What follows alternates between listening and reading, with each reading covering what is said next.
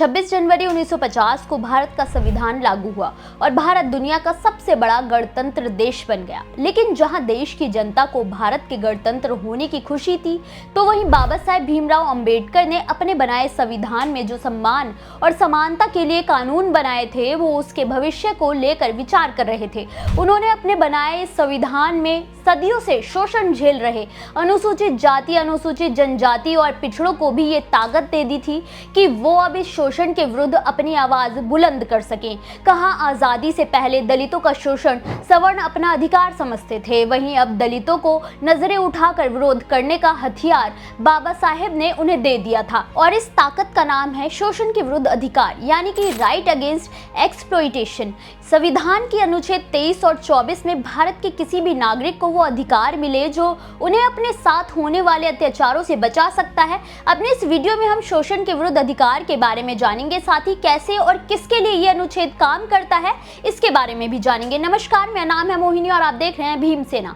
संविधान के अनुच्छेद 23 और 24 हर एक भारतीय को दिए गए मौलिक अधिकारों में से एक अधिकार शोषण के विरुद्ध अधिकार के बारे में बताया है। शोषण के विरुद्ध अधिकार में कहा गया है कि ये दोनों अनुच्छेद भारत के नागरिकों को किसी भी निजी या सरकारी संस्था को गैर कानूनी रूप से या अकारण किए जा रहे शोषण से बचाता है।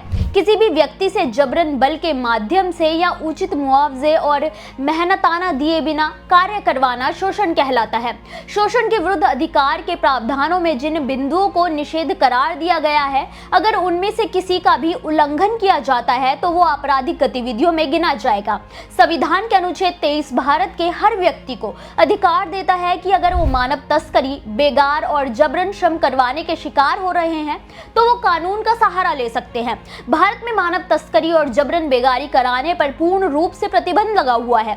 किसी को जबरन उठाना या उसकी इच्छा के खिलाफ खरीद फरोख्त करना एक गैर कानूनी अपराध है, जिसे अनुच्छेद 23 में निषेध करार दिया गया है। इसकी 2 उपधारा हैं, जिसमें बताया गया है कि कोई भी व्यक्ति किसी की इच्छा के बिना उससे कार्य नहीं करवा सकता है, भले ही उसके बदले उसे पेमेंट ही क्यों ना मिल रही हो। वहीं बिना पैसे दिए कराए जा रहे बेगार को तो पूरी तरह से प्रतिबंध कर दिया गया है। प्रतिबंध होने के बाद भी कोई इसका उल्लंघन करता है तो वो कानूनन अपराध माना जाएगा और उसके आपराधिक मुकदमा चलाया जाएगा। वहीं उपधारा 2 में राज्य सरकारों को यह अधिकार दिया गया है कि वो सार्वजनिक उद्देश्य के लिए जो जरूरी सेवा है वो लागू कर सकते हैं, लेकिन इस बात का भी ध्यान रखना अनिवार्य है कि सेवा के दौरान धर्म, नस्ल, जाति या वर्ग के आधार पर भेदभाव नहीं होना चाहिए।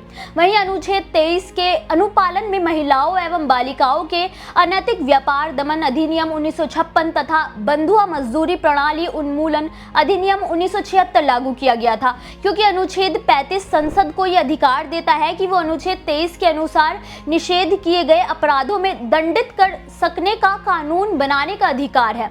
अनुच्छेद 24 भारत में बाल श्रम को पूरी तरह से निषेध करार देता है। इसके मुताबिक 14 साल से कम उम्र के बच्चों को किसी भी कारखाने, फैक्ट्रियां, निजी या सार्वजनिक स्थानों पर मजदूरी करना निषेध है। हालांकि इसमें कमी भी है। अनुच्छेद के मुताबिक बच्चों को केवल उन कामों में नहीं नियुक्त किया जा सकता है जिसमें खतरनाक उद्योगों, कारखाने या खदानें शामिल हों और उन्हें शारीरिक रूप से नुकसान हो सकता है। हालांकि बच्चों को अपने पारिवारिक व्यवसाय में हाथ बटाने की इजाजत है, लेकिन वो भी गैर खतरनाक कार्य होना चाहिए और उससे उस बच्चे का शिक्षा का अधिकार ना छिन रहा हो। ये कानून बच्चों के स्वास्थ्य, शिक्षा और भविष्य की रक्षा करने के लिए बनाया गया है, ताकि उनका बचपन नष्ट ना हो। बच्चों के बचपन की रक्षा करने के लिए 2009 में शिक्षा का अधिकार अधिनियम 2009 लागू किया गया, जिसके मुताबिक भारत के हर बच्चे जो 6 से 14 साल के हैं उन्हें निःशुल्क और अनिवार्य शिक्षा का अधिकार दिया गया है। बच्चों की मजदूरी और बाल श्रम को खत्म करने के लिए child labour prohibition and regulation act 1986 भी लाया गया है।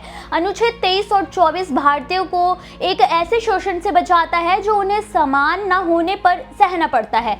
आपको ये जानकारी कैसी लगी हमें कमेंट बॉक्स में जरूर बताएं।